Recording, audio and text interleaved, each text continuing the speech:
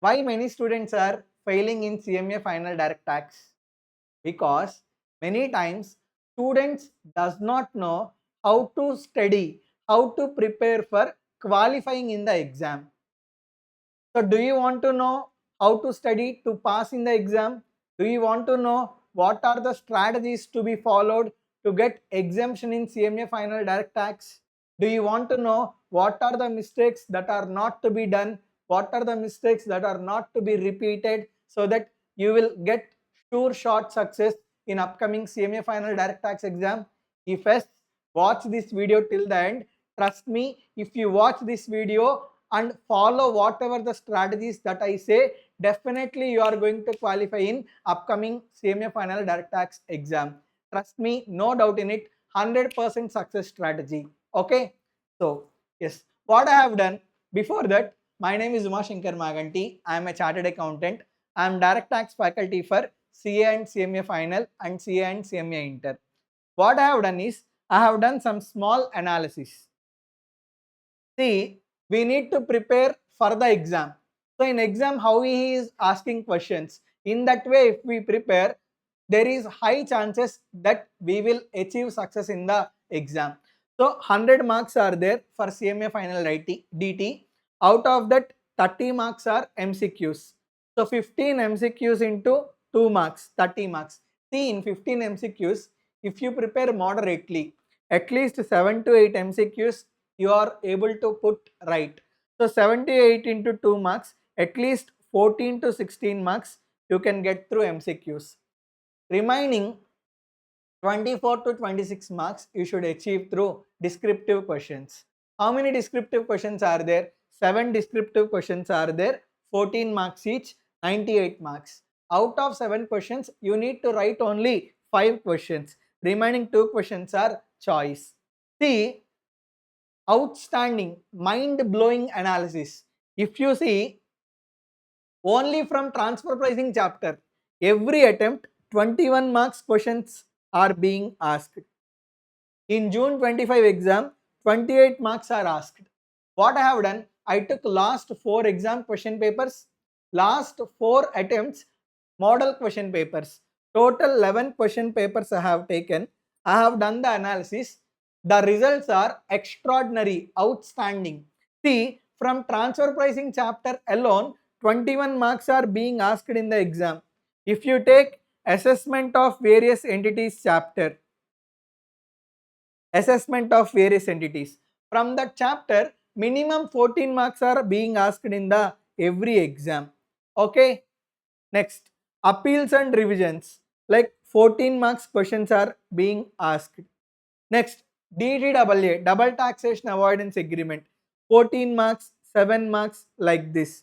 So what I have done, I took last 11 attempts question papers. I have analyzed, I have prepared one analysis. How many marks are being asked from each chapter? So chapter wise descriptive questions are being given in this table. Based on that, I have prepared one priority chapters. Even if you prepare priority chapters, high chances you are going to qualify. You will also get exemption in upcoming exam. Okay, so transfer pricing. In last 11 question papers, from transfer pricing alone, 231 marks are being asked. On an average, 21 to 28 marks are being asked from transfer pricing. So when you are preparing, first priority should be given to transfer pricing. Then you can qualify, like chances of qualifying are very high if you prepare transfer pricing. See, if you prepare only transfer pricing alone, half pass, okay, at least 20 marks. If you are going to get full marks in transfer pricing, you like half pass, like half of the success comes from transfer pricing only. So when you sit for studying preparation, give first priority to transfer pricing. Next, second priority should be given to assessment of various entities chapter. In that chapter, MAT and AMT will be there. They are important. Next,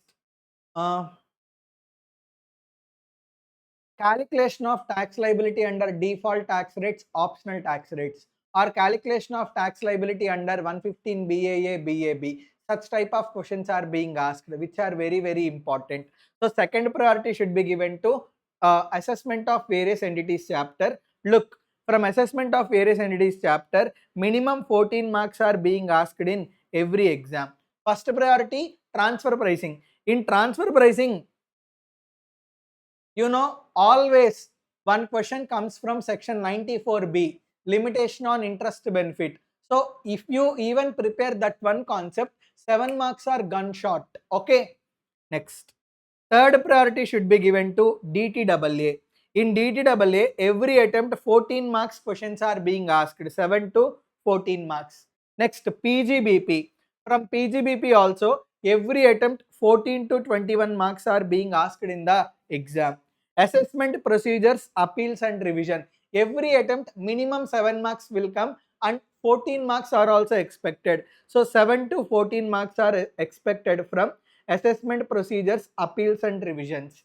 Non-resident taxation. Every attempt, question number 4B always comes from NR taxation chapter. So even if you prepare first 6 chapters, okay, easily you can score 42 marks.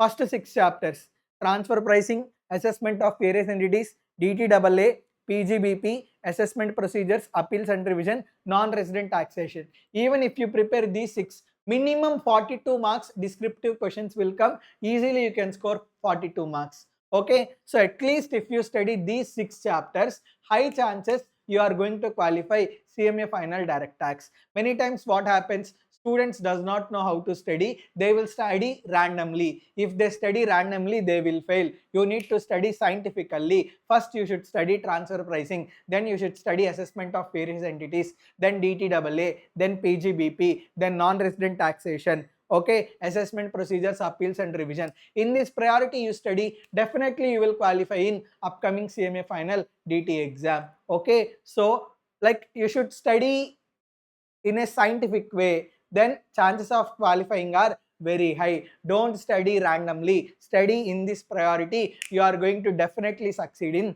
exam. Next, tax planning, tax avoidance, tax evasion. From this questions are being asked. Sometimes only depreciation calculation he is asking. Every attempt from business restructuring and reconstruction, 7 marks are being asked. Every attempt from case loss, 7 to 14 marks are being asked in the exam. So at least first 10 chapters, okay, till case loss.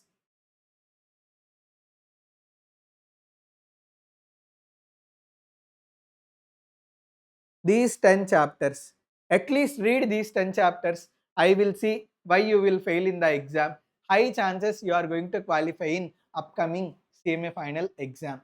Additionally, what I have done, I have prepared analysis. In examination, question 1 MCQs. Question 2 to 8 are descriptive questions.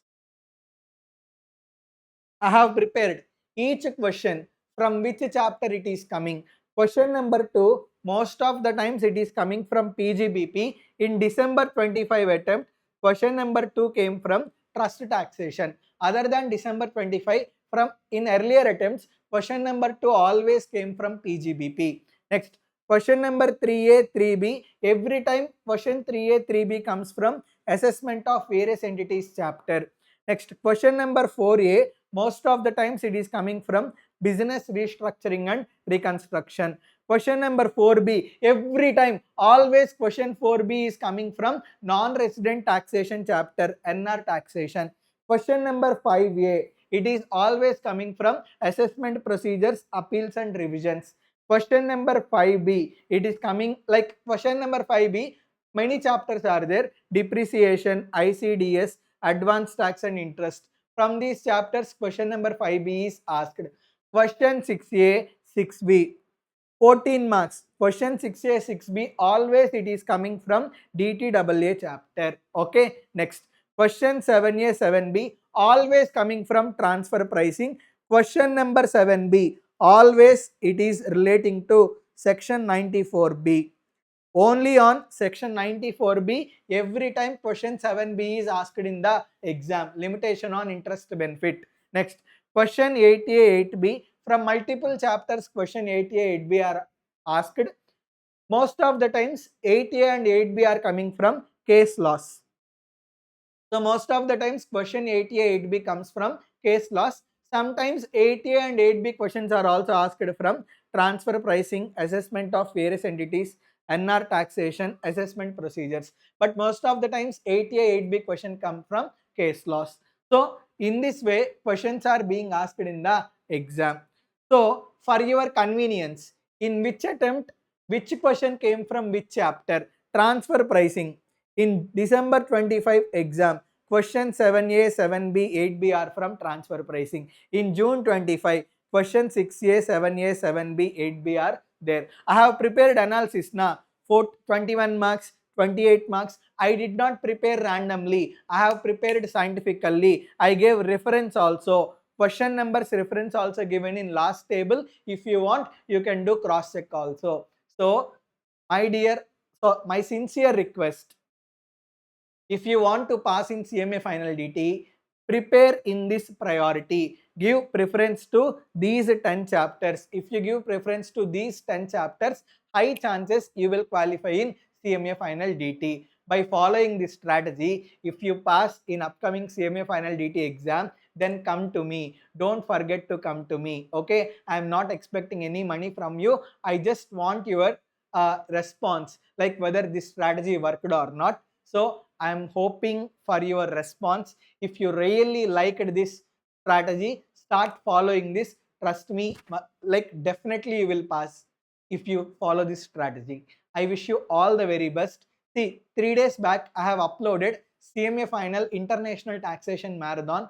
Soon I am going to upload revision classes for remaining chapters. For upcoming attempt June 26 and December 26, I will also do workout marathon. That means what? Like problems also, with regard to problems also, I will upload videos in YouTube. So watch all those videos. Definitely you will succeed in upcoming CMA final direct tax exam. I wish you all the very best. Thank you very much.